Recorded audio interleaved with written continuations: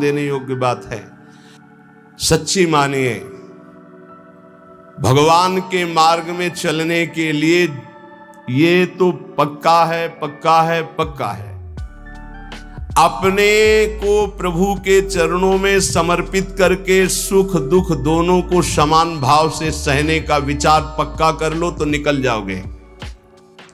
अगर सुख के भोगी बने तो दुख में भाग जाओगे, टिकोगे नहीं इस मार्ग में, चाहे गृहस्थ हो चाहे विरक्त हो। शरीर को कितना दुलार करके तुम बचा लोगे, कितना? खा पी के खूब चर्बी शरीर में बढ़ रही है, नष्ट होने वाला है। एक घृणा करो इस वृत्ति से। अच्छे अच्छे पदार्थ खा खा कर शरीर को मोटा कर रहे, अपने आप को उठने बैठने लायक नहीं रह रहा है शरीर।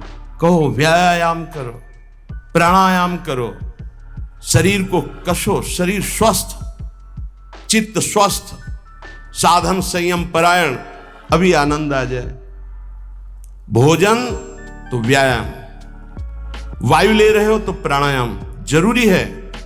साधु हो या गृहस्थ हो, अगर तुम्हारा शरीर स्वस्थ नहीं, शरीर के कितने ऐसे अंग हैं जो साधारण प्रक्रिया से उन पर कोई प्रभाव नहीं पड़ता, उनको असाधारण, जैसे एक सांस में 2-3 किलोमीटर दौड़ना, चलो बाहर नहीं दौड़ सकते तो आजकल यंत्र चले हैं, ट्रेडमिल क्या कहते हैं, उस पे चल सकते हो आप।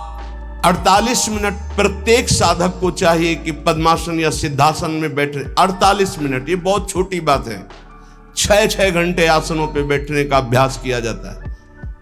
भीषण सर्दी में पसीना, केवल एक लंगोटी लगाए गंगा किनारे बैठे, मार्किन नीचे बिछी हुई, उसी का आसन उसी का चला, 6-6 घंटे खुले में ऐसे पसीना से लथपथ शरीर हो जाता है।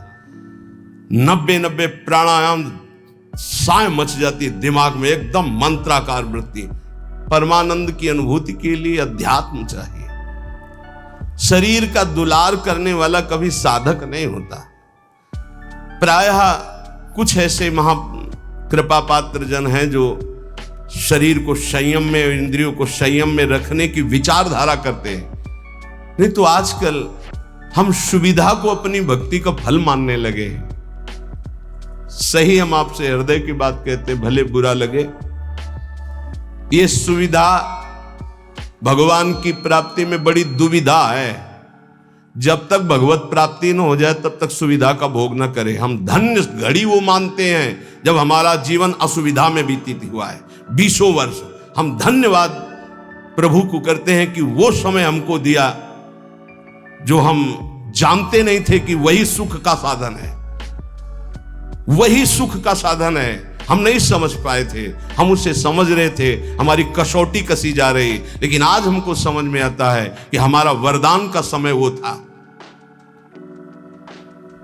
असुविधा साधक को ऊंचाई पर चढ़ाती है और सुविधा साधक को रोक देती है। ये पकड़ लेना। जिसकी वृत्ति भगवदाकार हो गई, महलों में रहे चाहे झोपड़ी में, कोई फर्क नहीं पड़ता। लेकिन ये स्थिति प्राप्त करने के लिए असुविधा चाहिए, तो उतना ही सुविधा का भोग करे, शरीर के दुलार में न फंसे, मान लिया जाए। नहीं तो आध्यात्मिक ऊंचाई पर चढ़ना कठिन हो जाता है।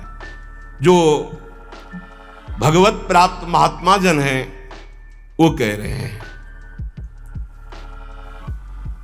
बहुत जन्म व्यतीत हो गए इस शरीर से प्यार करते हुए, लेकिन सदगुरुदेव नहीं मिले, इसलिए तुम बाजी हारते गए। मन रे अब की बेर संहारो, जन्म अनेक दगा में खोए, बिना गुरु बाजी हारो। मन रे अब की बेर संहारो। बहुत से तुम्हारे जन्म हुए, मनुष्य जन्म, लेकिन सदगुरु नहीं मिले, इसलिए बाजी हार गए। अब की जीत जाओ।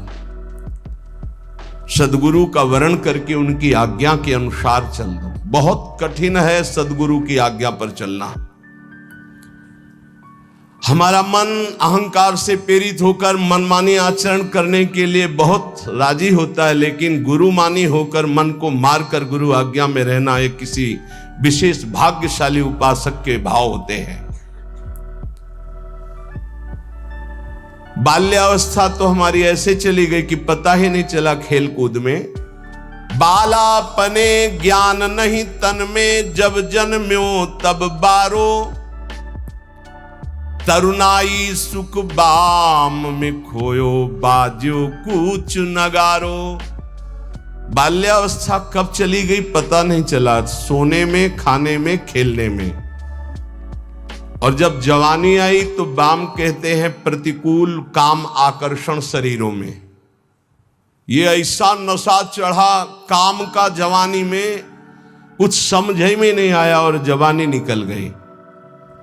तरुणाई सुख बाम में खोयो, डंके की चोट में काम ने तुम्हारी यौवन अवस्था को नष्ट कर दिया। गोस्वामी तुलसीदास जी कहते जौवन ज्वर के ही नहीं बलकावा, जवानी का बुखार किसको नहीं चढ़ा? तो कोई तो होगा जिसको नहीं चढ़ा। उसी को नहीं चढ़ा जो भगवान के चरणों में चित्त लगा दिया, नहीं तो जौवन ज्वर के ही नहीं बलकावा। बड़ी कृपा होती है साधकों पर जब असुविधा जवानी में होती है। पेट में अन्न ही नहीं है तो काम की वृत्ति ही नहीं जागृत होती। बस एक ही आग लगी हुई है, कैसे ब्रह्म साक्षात्कार हो जाए, इस प्रपंच का बाध करके कैसे स्वरूप में स्थित हो जाओ। वहां कोई गुंजाइश नहीं कुछ सोचने की, देखने की, बोलने की।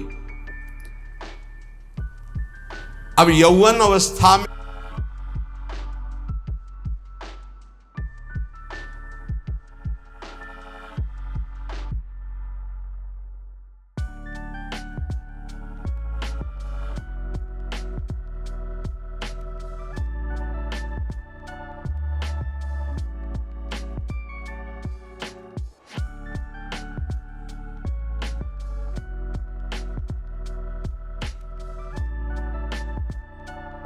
सुख और बुढ़ापावस्था में बाल्यावस्था से जवानी तक जो किया उसके संस्कार। खलक सब रैन का सपना, समझ मन कोई नहीं अपना। कठिन है मोह की धारा, बहा सब जात संसारा। घड़ा ज्यों नीर का फूटा, पत्र ज्यों डार से टूटा। जो पत्ता डाल से टूट गया दोबारा नहीं लगेगा। कच्ची मिट्टी में पानी भरा गया, फैल गई, किसी काम की नहीं रही। ऐसे ही बुढ़ापा के बाद एक अवस्था आती मृत्यु, फिर मानव जीवन गया, फिर अन्य योनियों में भटकना पड़ा। तीन लोक और भुवन चतुर्दश, सब ही काल को चारो। पूरी रहो जगदीश गुरु, तन बासे रहो नियारो। कहे कबीर सुनो भय साधु, सब घट देखन हारो। जन्म अनेक दगा में खोए, बिनु गुरु बाजी हारो। मन रे अब की बेर संहारो। चाहे जितना तुम पुण्य करके चाहे जिस लोक में जाओ, तीनों लोकों तक काल का नगाड़ा बजता है। हर समय वो विनाश लीला करता रहता है। सब काल का चारा है, कोई नहीं बच सकता। जैसे हरिवंश प्रपंच बंच सब काल ब्याल को खायो। यह जिय जान श्याम श्यामापत कमल संगी सिरनायो। गुरुदेव ने जिसको स्वीकार किया और जगदीश का ज्ञान प्रदान कर दिया, कबीर साहब कहते हैं भाई सुनो, वही विजय प्राप्त कर लिया जो घट घट में सबको आराध्य देव माना। हर घट में हमारा आराध्य देव विराजमान है, वो जीवन मुक्त हो गया। इस शरीर का धारण करना मानव देह का यही सफलता है। नाम जप करते हुए सब में भगवत भाव करके अपने आप का उद्धार कर ले। समझो रे भाई, समझो रे, अरे हिया नहीं रहना। करना अंत पयाना। जाना है भाई जाना है, मरना है भाई मरना है, आज नहीं तो कल मरना है। गंदे विषय सेवन करके नहीं, भगवान नाम जप करके, अच्छे आचरण करके, भगवत प्राप्ति करके मरना है। यदि हम इस मनुष्य शरीर से भगवत प्राप्ति नहीं कर पाए तो हमारे दुख का अंत नहीं होने वाला। प्रेम भक्ति की रीति समुझ कर हित सो राम रिझावे। गोविंद के कौतुक गुण लीलाता को ध्यान लगावे। सेवा सुमिरन बंदन अर्चन नौधा सो चित लावे। अब की अवसर भलो बनो है बहुरी दाव कब पावे। भजन प्रताप उतरे भव सागर उर आनंद बढ़ावे। साधुन की संगति को साबुन लेकर ममता मैल बहावे। हे भाई, बिना प्रेम भक्ति के भगवान की प्राप्ति कठिन है। गोविंद के चरणारविंद का आश्रय लेकर नाम जप करते हुए जो लीला गाते हैं, अर्चन बंदन करते हैं, नौधा भक्ति करते हैं, उनके हृदय में प्रेम लक्षणा भक्ति जागृत होती है। ये प्रेम लक्षणा भक्ति साधु संग से आती है। साधु संग रूपी ऐसा साबुन है कि ममता रूपी मैल धुल जाता है, और जहां मन ममता रूपी मैल से रहित हुआ तहां प्रेम प्रकाशित हो जाता है। प्रेम प्रकाशित होने में जो बाधा है, भक्ति करते हुए और साधु संग करते हुए भी यदि प्रेम प्रकाशित नहीं हो रहा तो ये कुछ बाधाएं इसमें वर्णन की गई है। ध्यान से सुन लो, और इनको कभी करना नहीं तो प्रेम भक्ति जरूर जागृत हो जाएगी। पहला, आहार दोष। ध्यान में बैठा लो या लिखते जाओ। आपको साधु संग मिल गया है, नौधा भक्ति कर रहे हैं, लेकिन प्रेम नहीं प्रकट हो रहा है। जैसे आप वृंदावन धाम वास कर रहे हैं, सत्संग कर रहे हैं, नाम कीर्तन कर रहे हैं, प्रेम नहीं प्रकाशित हो रहा है, तो इन दोषों को देख लो आपके अंदर है क्या।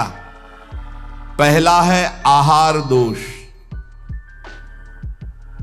आहार दोष बुरी कमाई से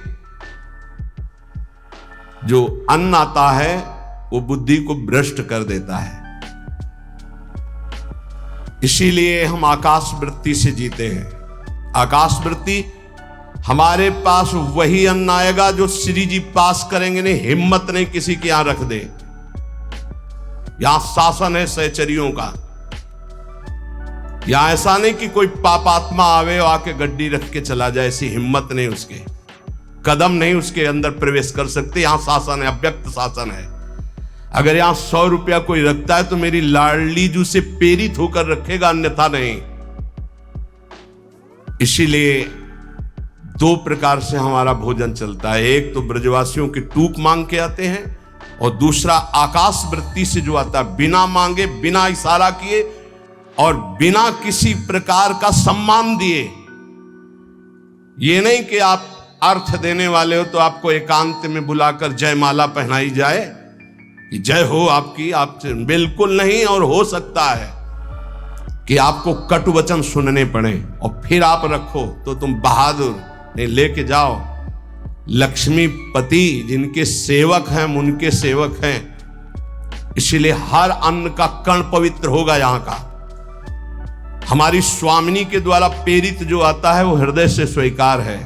इसलिए कहीं भी किसी भी तरह का इशारा, दान पेटी, कोई ये सब नाटक कि भाई यहां इतने भरो, कहीं कोई अगर कोई बाहर कर रहा है तो नौटंकी नाटक करके अर्थ एकत्रित करने वाला वो अपराधी माना जाएगा।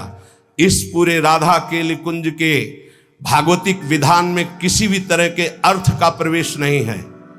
हम भिक्षुक हैं, हमारा भरण पोषण स्वामिनी से होता है। किसी के हृदय में ऐसे किया, स्वामिनी जी के आगे चढ़ गया, उसी से बिजली का बिल, उसी से उदर पोषण होता है। और ये हम इसलिए नहीं सुना रहे कि तुम चढ़ा देना, हम तो कसम खवाई सत्संग में कि जिनको ये लगता हो कि मेरे द्वारा चलता, तुम्हें इष्ट की कसम है, यहाँ चवन्नी मत चढ़ाना। हम देखते हैं अपने स्वामी को, तुम्हारे से हमारा नहीं चलता, हम स्वामी से देखते हैं जिनसे अनंत ब्रह्मांड। तुमने सहयोग किया था ब्रह्मांड बनने में क्या? अनंत ब्रह्मांड एक संकल्प में बन गए, उनके हम दास हैं। तो जो अधर्म की कमाई से, अधर्म की कमाई कैसे होती है? जहां हमारा धर्म कहता है कि ये नहीं लेना चाहिए, हम उसे लेते हैं। जहां हमारा धर्म कहता है ये नहीं करना चाहिए, उसे हम करते हैं और फिर वो अर्थ लेते हैं। कई तरह के अधर्म की कमाई होती है। इसको हमने देखा है भ्रमण के समय में। जैसे कहा जाता है कि आपका ब्लैक व्हाइट हो जाएगा, ऐसा हमने नहीं कहीं पढ़ा, शास्त्रों में नहीं पढ़ा, संतों से नहीं सुना। धर्म से 10 रुपया कमाओ, 4 रोटी बनाओ, 1 रोटी में 4 टुकड़े कर लो, 3 में तुम पाओ, एक गाय को दे दो, कौआ को दे दो, एक भिक्षुक संत को दे दो, एक ऐसे डाल, कोई जीव जंतु खा ले, इसे कहते हैं। वो तुम्हारा धन और पवित्र हो गया। पापाचरण करके आओ, 1 लाख में 10,000 दो, नरक जाओगे, क्योंकि वो 10,000 जो खाएगा उसकी बुद्धि भ्रष्ट हो जाएगी। आहार दोष। जब द्रौपदी जी और महाराज युधिष्ठिर और भगवान श्री कृष्ण भीष्म पितामह को घेरे हुए प्रश्न उत्तर हो रहे, तो बहुत शास्त्र का ज्ञान दे रहे हैं, बहुत हजारों प्रश्नों के उत्तर भीष्म पितामह जी ने दिए। तो जब धर्म का उपदेश कर रहे थे तो कहा, रुको पितामह, ये वही बुद्धि है उसी महापुरुष की जो सभा में बैठा था, मुझे वस्त्रहीन किया जा रहा था, मैं चीख चीख के पूछ रही थी क्या ये धर्म है? उस समय ज्ञान तुम्हारा कहां चला गया था जो आज ज्ञान उपदेश कर रहे हो? तुम मुस्कुराए और कहा, बेटी तुम्हारा प्रश्न धर्मयुक्त है। वो सब बह गया, 6 महीने बाणों की सैया पर वो खून बह गया है। इस समय मैं शुद्ध हूं, जो प्रश्न करोगे ठीक धर्मयुक्त उत्तर होगा। उस समय पापी दुर्योधन का अन्न खाने से मेरी बुद्धि मलिन हो गई थी। उदाहरण दिया कि एक परमहंस जी जंगल में कंदमूल फल खाकर रहते थे। एक दिन राजा की दृष्टि पड़ी, श्रद्धालु था, साष्टांग दंडवत की, महाराज महल पधारिए और अपने चरणामृत से, चरण रज से महल को पावन करें और प्रसाद पाए। मना कर दिया, हम तो कंदमूल फल खा गए, चला गया। दूसरी बार फिर आया, तीसरी बार फिर आया, चलते, ठीक है। राजा बहुत प्रसन्न हुआ, आदर के साथ ले गया, महारानी ने स्वयं बनाया, महाराज संत भगवान ने पाया, गए। अब जब जंगल में आए तो मन नहीं लगा भजन में। कहां सूखे कंदमूल फल और कहां रसीला वो भोजन राज परिवार का और रानी के हाथ का बना। अब तो अच्छा दृश्य देखने की इच्छा नहीं होती हो, गुलरी पाकर यही फल जंगली। बस अब ये इंतजार था कि राजा आ जाए और निमंत्रण दे दे। अन्न का प्रभाव। राजा आया, संकल्प ऋषि का, महाराज वो पहले बार में हाँ वो तो आप बड़े भगत हो, एक बार जाके हमने देख लिया, बड़ी श्रद्धा है। दोबारा गए तो प्रसाद बना रही थी रानी, तो दृष्टि गई हार पे। हार श्रृंगार उसमें रखा हुआ था, पेटी से खुद अपनी झोली में डाल लिया, बैठ गए, प्रसाद पाया, चले आए, झोली टांग दी। सायंकाल रानी जब श्रृंगार के लिए बैठी तो देखा और पेटी खाली, हार नहीं। तो उनका, महाराज यहाँ किसी चोर का प्रवेश है नहीं, आपके वही सन्यासी जी जो आए थे वही ले गए। ऐसा नहीं, वो तो बहुत त्यागी वैरागी, वो हार क्या करेंगे? बोले हमारी दास दासियां, निजी दास दासियां, ये कहीं बाहर नहीं जाती हैं, तो ये क्यों चोरी करेंगे? इनका और कोई है नहीं, ये तो हमारी सेवा में रहती है। राजा को भी पक्का प्रमाण लगा कि संत, पर उन्होंने कहा नहीं, हमारे संतों की अवहेलना होगी, आप इस शब्द मत उच्चारण करो, मैं दूसरा बनवा देता हूं।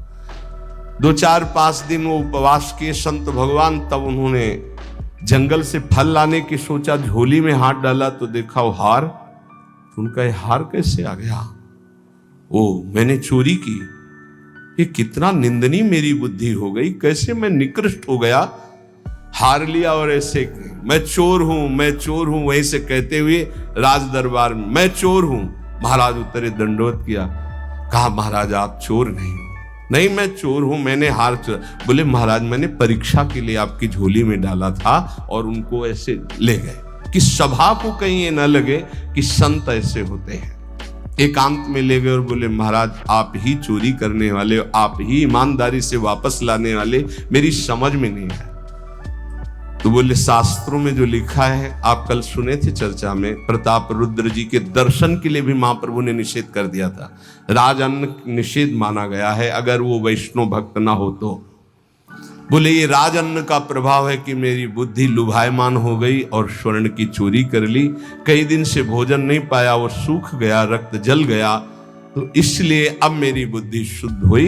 ये तुम्हारे अन्न का दोष है जो हमने 2 बार पाया, उससे मेरी बुद्धि पतित हो गई। तो पहला दोष है आहार दोष, बुरी कमाई का, चोरी के पैसे का, दूसरे के हक का, अन्न या जबरदस्ती कर लेने का, इस तरह का जो धन है उससे जो खान पान है ये बुद्धि को भ्रष्ट कर देता है। जैसे ब्याज दर ब्याज, अब वो आपको पैसा मिलेगा तो फिर वो आपकी बुद्धि में भजन नहीं होने देगा। संकल्पित अन्न मिलेगा, कभी किसी का ऐसा दिया हुआ साधक को या गृहस्थ बट रहा है हलवा, भूखे मर रहे हो, ऐसे हाथ फैला दिए, तुम गृहस्थ हो, वृंदावन आए हो, एक दिन उपवास कर लो, थोड़ा सा कुछ लेकर पेट में डाल लो जो तुम्हारा धर्म की कमाई का, दूसरे का हलवा मत खाओ। मान लो हमारी बात, सारी बुद्धि नष्ट हो जाती है, सुकृत नष्ट हो जाते हैं। आहार दोष पहला, कई बार बताया, इस पर ध्यान दीजिए। सतोगुणी पवित्र अन्न भी यदि मात्रा से अधिक हो गया तो रजोगुण, उस मात्रा से अधिक हो गया तो तमोगुण पैदा कर देगा। अल्प मात्रा में पाइए। दूसरा, शरीर को स्वस्थ रखिए। शरीर को स्वस्थ रखने के लिए, ब्रह्मचर्य पुष्ट रखने के लिए परिश्रम युक्त सेवा अत्यंत आवश्यक है, जिसमें पसीना चुहे। ये दिनचर्या आज की नहीं जो आप देख रहे हो कि 1:30 बजे उठते हैं, तो ये आज की नहीं, ये जीवन की दिनचर्या है। सूर्य उदय होते होते परिक्रमा वृंदावन की हो जाती थी। अपनी रात्रि में उठे, 45 मिनट व्यायाम, 48 मिनट प्राणायाम, छड़ी उठाई, पूरे वृंदावन की परिक्रमा एक सांस में। इसके बाद आके श्री जी की मंगला, गुरु जी की सेवा में 9 बजे तक, फिर आके श्रृंगार, फिर गुरु जी की 2:30 बजे रोटी मांग करके एक बार 24 घंटे में, वो भी न सब्जी न दाल। ऐसे थोड़ी भगवत मार्ग की निरंतर भगवदाकार वृत्ति प्राप्त की जाती है। अस्वस्थता ये भी बाधक है, जब तक वृत्ति भगवदाकार ना हो जाए। अगर भगवदाकार वृत्ति है तो कोई फर्क नहीं पड़ेगा। भगवदाकार वृत्ति नहीं है और आपको केवल ऐसे नकली वो करके अल्ट्रासाउंड ऐसे और आपको बता दिया जाए कि आपकी किडनी थोड़ा दोष युक्त हो रही है, भजन करके दिखा देना, डिप्रेशन में पहुंचने लगोगे। पक्का समझना, शरीर स्वस्थ, चित्त वृत्ति प्रभु में लगा लोगे। शरीर अस्वस्थ है और चित्त वृत्ति भगवदाकार नहीं हुई तो इसी में कराओगे, पक्की बात समझ लो। और एक बार चित्त वृत्ति लग गई तो 2 किडनी की क्या बात, अगर 10-20 होती हो सब फेल हो जाती तो भी कोई फर्क नहीं पड़ता। पक्का मान लीजिए, पक्का मान लीजिए। इसीलिए संसारी पुरुषों को विश्वास नहीं होता कि क्या ऐसा भी हो सकता है, क्या ऐसा होता है। कर्तुम अकर्तुम अन्यथा कर्तुम सर्व समर्था सा ईश्वर। अभी क्या समझे हो तुम? अस्वस्थता से बचिए। प्रत्येक साधक से कहा व्यायाम करो, चाहे साधक हो चाहे साधिका। संयम से चलो, व्यायाम प्राणायाम अत्यंत आवश्यक है। ठीक है, आपकी दिनचर्या ऐसी तो समय निकालो, ऐसी दिनचर्या में समय निकालो कि आप व्यायाम कर सको, आप प्राणायाम कर सको। मान लो मेरी बात, आहार अल्प पवित्र आहार है, पक्का, इसमें कोई संशय नहीं, गुरु प्रदत्त आहार है। और अल्प आहार तो शतोगुणी बना रहेगा। दूसरा, व्यायाम प्राणायाम प्रत्येक साधक को करना चाहिए। ये हम महापुरुषों को देखें, अपने गुरुदेव को भी देखा, क्योंकि आजीवन हमें संयम पूर्वक भजन मार्ग में बढ़ना है। तो ये दोनों बातें जरूर। तीसरा, आलस्य का त्याग। आलस्य वृंदावन रहते हुए, भजन करते हुए भगवत मार्ग में आपके प्रेम क्यों नहीं प्रकट हो रहा? ये सिद्ध महापुरुष के द्वारा बताए हुए। पहला, आहार दोष। दूसरा, शरीर को स्वस्थ रखो, नहीं तो अस्वस्थता में भजन नहीं होता। किनका? साधक का। तीसरा, आलस्य। ये सबसे ज्यादा साधक को परेशान करता है। ये तीन बातें पहले क्यों लिखी गई? अभी और हैं। प्राय साधक को भोजन में स्वाद की बुद्धि रहती है। आलस्य को त्यागिए, नहीं तो प्रेम। काहे को इतना सोते हो? हम तो प्रभु से मनाते थे कि हमें नींद ना आवे, प्रभु मेरी नींद खत्म हो जाए। वो आज उसकी कृपा का फल प्राप्त हो रहा है। हाँ, कि नींद नाम की चीज नहीं है यदि और कोई डिस्टर्ब भी नहीं, कोई परेशान भी नहीं है। ये बस अगर आप ठिकाने देखो, नींद को विश्राम जो इंद्रियों को मिलता है नींद में ना, वो संसार का चिंतन छोड़ने से। खास बात समझिए, 6 घंटे संसार का चिंतन छोड़कर बड़ा फ्रेश लगा, और 6 घंटे अगर भगवान के चिंतन में संसार को भूल गए तो कैसा लगेगा, सोचो। चौथा है प्रमाद। प्रमाद माने जो अभी काम करना है वो कल कर लेंगे, कल कर लेंगे ना। करने योग्य काम को आगे के लिए छोड़ देना और ना करने योग्य काम को तत्काल करना, जबकि साधक इसका उल्टा करता है। करने योग्य कार्य को तत्काल करता है, ना करने योग्य कार्य के लिए उपस्थित समय आने पर भी ओर से टाल देता है। कल देखेंगे उसके। ना करने योग्य कार्य को तत्काल करना और करने योग्य कार्य को आगे के लिए टाल देना, इसे प्रमाद कहते हैं। पुरुषार्थहीनता। जैसे कुछ लोग ऐसे कहते हैं कि अरे वो जब आपकी कृपा होगी तो सब हो जाएगा। हाँ, आकाश से उतरेगी कृपा। तुम्हें कह रहे नाम जप करो, समय से वाणी पाठ में जाओ, समय से ऐसे करो, ऐसे, ये कृपा नहीं और क्या? तुमको जो उपदेश कर रहे हैं कृपा नहीं तो और क्या? भगवान गीता में उपदेश कर रहे हैं, शास्त्रों में उपदेश कर रहे हैं, ढूंढ ढूंढ करके हर बात तुम्हारे कान तक पहुंचा रहे हैं प्रभु। ये तुम पर कृपा नहीं है? अब तुम आलस्य करो, प्रमाद करो।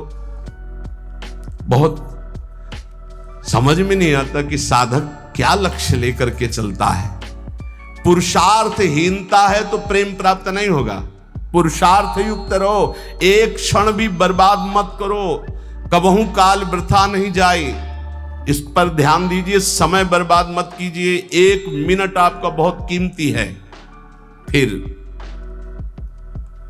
छठवां, अश्रद्धा। श्रद्धा किसे कहते हैं? गुरु और शास्त्र के वाक्य को यथावत बिना विचार किए पालन करना, उसे श्रद्धा कहते हैं। इसके बिना सिद्धावस्था नहीं होती, इसके बिना परम शांति नहीं मिलती। श्रद्धावान लभते ज्ञानम तत्परा संहितेन्द्रिया ज्ञानम लब्ध्वा पराम शांति मचिरेणादि गच्छति। श्रद्धावान ही ज्ञान को प्राप्त होता है, ज्ञानी ही अपनी इंद्रियों को संयम में रखता है, इंद्रियों को संयम में रखने वाला ही परम ज्ञान परम शांति को प्राप्त होता है। प्रथम हृदय श्रद्धा जो करे, सेवक वाणी, प्रथम हृदय श्रद्धा जो करे, आचार्यजन जाय अनुसरे जहां जहां हरिवंश के, तब बात बनती है। भवानी शंकरो वंदे श्रद्धा विश्वास रूपिणो याभ्याम बिना न पश्यन्ति सिद्धा स्वांता। कह रहे हैं ऐसा करो, बिल्कुल नहीं सुन रहे तो क्या है? अश्रद्धा। ये तुम्हें प्रेम प्राप्त नहीं होने देगी, ये भगवदानंद की अनुभूति नहीं होने देगी।